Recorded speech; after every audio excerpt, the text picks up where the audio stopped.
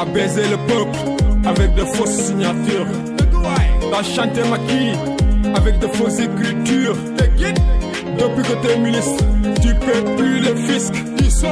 Fekkee ma ci boole slogan bandi la. maa ngi lay nuyu bu baax. waaw El Hadj Ndiaga maa ngi lay fay wér di nuyu waa info réew mi di nuyu bépp sénégalais boo xam ni yaakaar naa ni mu ngi may seetaan wala mu ngi may déglu. mu mel ni da nga am benn clip bu bees boo xam ni moom nga génne jamono ji kañ nga la clip bi génn. waaw clip bi bon mu ngi génn si biir semaine bi mais mu ngi tudd Bojo Bojo réplique. pourquoi Bojo Bojo man Bojo Bojo Youssou Ndour laa xamoon moo woy ko. waaw Bojo Bojo xam nga suñu papa Youssou moom yàlla dafa dogal mu mën a woy lool mais ci biir woy bi xam nga dañ ci gis suñu bopp quoi. ci ban côté. waaw ci côté bi ñu ci gisee suñu bopp mooy xam nga comme li ñuy gis rek ci kaw seenam yi yenn gars yi yéeg ci kaw seenam yi nii Bojo Bojo yi waxkat yi te Youssou moom ñëpp xam nañ ne ba muy def muy baax sax dañ daan wax mais moment yi moom xam nga ça va pas quoi. comme damaa dégg ba muy def ba muy baax léegi daa defatul lu baax.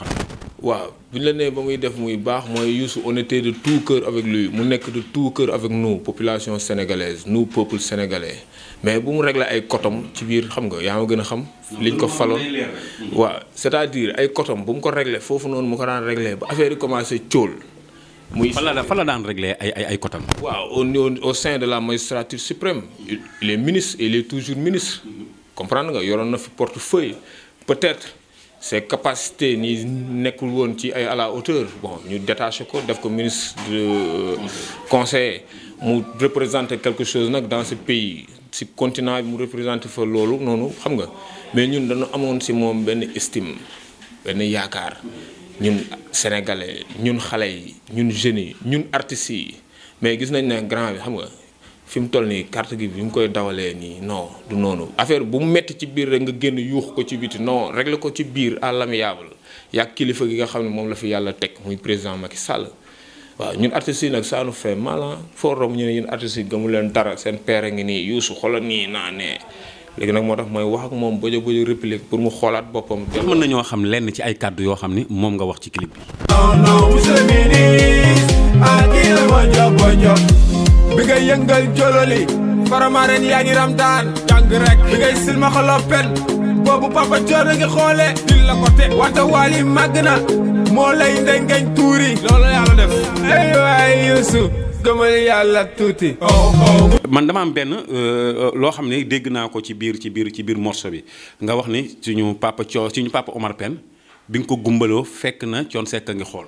waaw c'est-à-dire si couple boobu dama ne bi ngay silmaxaloo pen boobu papa Thione mu ngi xoolee. loo si jublu. waaw boobu xam nga silmaxa yu pen amoon na fi benn album. am benn silmaxa ba. waaw am benn mort track bu nice bu ñu def silmaxa. mais si biir silmaxa boobu après noonu les retours les revenus pécuniaires yi am ci track yooyu ak album boobu noonu. après pen génn na yuuxu ko fu ne dañ ma nii dañ ma naa dañ ma nax dañ ma xam nga yuuxu après ba mu amoon benn tendance bu fi am entre waa Af-Sud yi. c'est-à-dire ñi nga xam ni dañu bokk ci amicalu pen ak ñi ko doon melomaanam yi nga xam ni ñoo ko bëggoon nag ay fansam ak waa Super Étoile mu amoon ay tendance yu fi amoon yàggul dara ñun ay tout tànk lañ mais xam nga xale du fàtte. loolu noonu ñu gis ko quoi silma xooloon na pen mais boobu papa Thione mu ngi toog di xoole c'est-à-dire mu ngi toog di gis loolu noonu li ñu defoon pen noonu Thione da doon liir loolu schéma yi da ko doon liir ba moo ngi Youssou diggante ma mënu woon neex parce que yàgg nañ gis ay affaires yoo xam bëggoon nañ ko ñoom ñaar quoi xëccoo am fii ay affaire am fii ay rumeur comprendre nga. am nga loo wax tamit ci Wally. waaw Wally dama ko ne bon Wally màgg naa moo leen dengeñ tuur yi fii la Yékini nekkoon sonal gars yi mën a bëre lool nekk champion séeréer mais booy bi dëkk sama wetu xam nga yaa ma gën a xam géej waaye ne sama booy bi moo ko defaral jële ko fii. da ngaa jàpp ni kon da ngaa jàpp ni maanaam Youssou Wally ko fii jële. non bu affaire yi continuer nii mu demee nii sama waa ji non dafay jóge musicalement et artistiquement. c'est-à-dire que su ma déggee mooy Bojo Bojo bi naqari na la mais comportement grand bi da ngaa nii c'est-à-dire que yow fi mu teg tànkam du foofu c'est-à-dire que nga jekk ba si yàgg morceau bi su ma ko dee déglu dafa mel ni ku mere grand bi la quoi ku mere grand bi la grand bi moom nga mere ba génn morceau bi. artistiquement dama ko mere culturellement dama ko mere politique culturelle ñun Youssou Ndour bi ñu ko falee ministre ñun dañu kontaan dañ ne ñun acteurs culturels yi waykat bi fecckat bi jouekatu cinéma bi jouekatu théâtre bi am nañ ku ñu teewal au niveau au sommet de l'État mais rien même une prise en charge envers les artistes amul ndax mën nga ñëw dikkal tuuti ci morceau bi quoi nga résumé ma ci tuuti rek. waaw morceau bi de moom ay couplet la ak ay refrain yi mu ngi naan non non monsieur le ministre ak kii la bojo bojo xam nga. monsieur le ministre yow kan ngay taxé de bojo bojo lay laaj quoi question la à qui la bojo bojo pour ñu déggul tubaab. leen mooy bojo bojo bi ñun ñi nga xam ni on est contre cette démarche actuelle wala ñun ñi nga xam ni ñenn ñi nga xam ni dañ la soxore peut-être ak li la yàlla def ak yooyu noonu non mais quant à nous artistiquement on se voit pas sur Youssou Ndour comprendre nga li ñu doon xaar gisuñu ko. bu mu dugg ci biir affaire bi comprendre nga mu metti nii xam nga muy bëgg a daw génn nii non nu gunge suñu papa ji. comprendre nga léegi beneen couplet bi xam nga mu ngi waxaat ay bi ngay yëngal jololi autant y avait jololi tu te rappelles album yu nice yi ñu fi jooboon ñoom defar ko fi génnee fi yenn artistes yi ñenn ñi sax di génn di yuuxu kalaasu Fatou Lawbe ak yenn gars yi ay Kouthia fii ñenn ñi yuuxu ku nekk.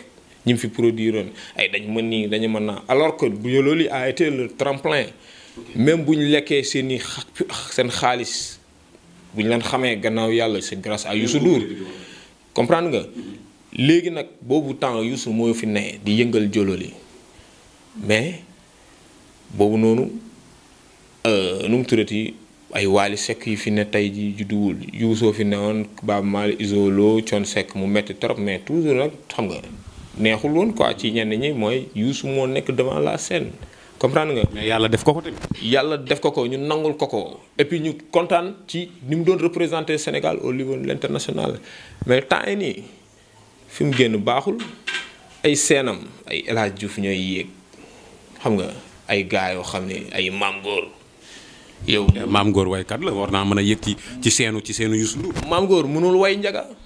mais def na boppam waykat. non. Maam Góor doon manager xaw ma yooyu Maam Góor mënul way ay El Hadj Diouf def yàgg ci taal lakk de. Diouf di koy bëggee El Hadj Diouf lu ne def na ko fii mais xoolal fi mu mujjee li mu fi defaroon yëpp mu ngi koy yàq comprendre nga ci ay affaires yu ñàkk fayda ay Youssou Ndour diw yaay bàyyi diw ak diw comprendre nga bàyyi moo bàyyi dafa fort quoi comprendre nga léegi sénégalais yëpp gis ko teg seen bët ñiy dégg ko ni patt toog ak moom. gis nga li ñu di murmure nii ci biti nii man moom laa relaté rek artistiquement comprendre nga ma sañoon père bu dégloo sama ñaari couple yi mooy loolu noonu ba pare ndengeeñ tuuri bi bu dee dafa continuer de résister si ni mu nekkee nii situation yi nii. yu baax yi daal mu nekkee moom. non yu baax ànduma si du ma d'accord dafa baax situation yi mu nekkee nii bu amee ay problème ak gouvernement bi wala ak kilifa réew mi na fexe gis ko xam na administrativement fan lay jaar. par voie courriel ñu recevoir ko wala mu xam na yoon bi muy jaar moom yoon bi muy jaar kenn du ko wax mu toog ak kilifa gi ne ko saa lii saa ma dérange neexuma nii ak nii gars yi réglé ko àllam yaabul. mais yow ku bind way bi kan moo bind way bi jox la ko pour nga tontul ko. way bi man maa ko bind man damay bind lu raw lii bëri na ay artistes yi tere na fii si dëkk bi dama leen di bindal di leen jox ñuy dem. maa bind te lii dam boo Youssou Ndour nga am lu la naqari yow. lan nga koy wax lan moo la naqari si Youssou Ndour. mooy ba yëngal la li ci way bi rek laa koy wax quoi gum mais buñ toogoon rek am na loo xam ne kenn du ko way dañ koy lépp nànk buñ toogoon maa ngi moom rek ma tegaat ko si temps. yow Youssou borom xam-xam la ay borom xam-xam seexu ko. kilifa la gu mag. waaw ay borom xam-xam seexu mais borom xam-xam yooyu seexu ko ñooy sunuy papa ñooy sunuy nijaay ñun ñooñu jàngalan ñooñu séex ko ñun ñooñu jàngal loolu noonu ñu koy mottalee moom ñun moom lañ jàng toog ponkal la de ponkal laal Youssou laal nga ponkal waaw mais xoolal garab si kaw lay fekkante. damaa gis ni waykat yu bari bu ñu génnee seen premier morceau wala bu ñu dee door dañuy bëgg grand bi jàppale leen yow nga génn classe.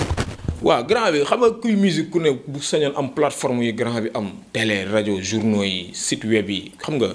fii koo fi gis bëgg na fell TFM nii naa ne mais non man samay affaire je fais une musique très engagée qui est le rap le hip hop moom laay def samay affaire xaaruma si ay ma Samba ak ma Demba jàppale ma Youssou Ndour boo xooloon si moom rek non doo xaar kenn jàppale la il a bourlingué il a chevronné ba nekk li mu doon comprendre nga ñun côté boobu noonu dañ ko ci apprécier di ko xool si moom xam nga fi may waxee léegi nag fi mu toll nii nit ku nekk koo fi gis si dëkk bi bëgg na signer ay prince arin gisoo ñu dajale artistes yi foofu duñ fa jeex yenn boy yi sax ñoom talent bi ñu am gëmuñu ko ñoom gëmuñu seen bopp. moo tax ñu duma lim tur ku tudd tur da ngay tooñ. non duma non seen patron ñoom waaw xam nga man patron laa foog ma tudd patron bi. di la jaajëfal bu baax a baax say kàddu yu mujj. merci beaucoup di leen bëggee di leen xam nga suivre comme ni ma ko daan defee laataa lii di xew xam nga di ñaan yàlla info réew mi nekk benn label boo xam ni comme yenn télé yu mag yi ngay coow ci àdduna bi doon ko quoi. et puis li ma wax nii bu ci amee ay kàddu yoo xam ne dafay déranger population sénégalaise bi di déranger ñenn ñi ñu baal ma quoi xam ne j'étais dos au mur j'en ai ras-le-bol quoi moo tax ma génn wax loo xam ne moom la nit ñi di murmurer et je n'ai fait que relater les faits. Akila bonjo bonjo oh oh monsieur le ministre. Akila bonjo bonjo non non monsieur le ministre. Akila bonjo bonjo oh oh monsieur le ministre. Akila bonjo bonjo non non monsieur le ministre. Akila bonjo bonjo. T'as baisé le peuple avec de fausses signatures. T'as chanté Macky avec de fausses écritures. Depuis que t'es ministre, tu paies plus le fisc. Fait que moi tu boole. Slogan bandi là. Oh oh, monsieur le ministre. À qui le bonjo bonjo? Non non, monsieur le ministre. À qui le bonjo bonjo? Oh oh, monsieur le ministre. À qui le bonjo bonjo? Non non, monsieur le ministre. À qui le bonjo bonjo? Oh oh, monsieur le ministre. À qui le bonjo bonjo? Non non, monsieur le ministre.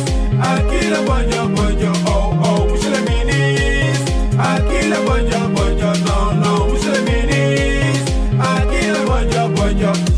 Bi ngay yëngal jololi faramaren yaa ngi ramdaan jàng rek bi ngay silmaxa loppen boobu papa joor ngi xoole dil la ko te wante waali màgg na moo lay ndengeñ tuuri loolu yàlla def ay waay Youssou gëmal yàlla tuuti. Oh oh, monsieur le ministre. À qui le bonjo bonjo? Non non, monsieur le ministre. À qui le bonjo bonjo? Oh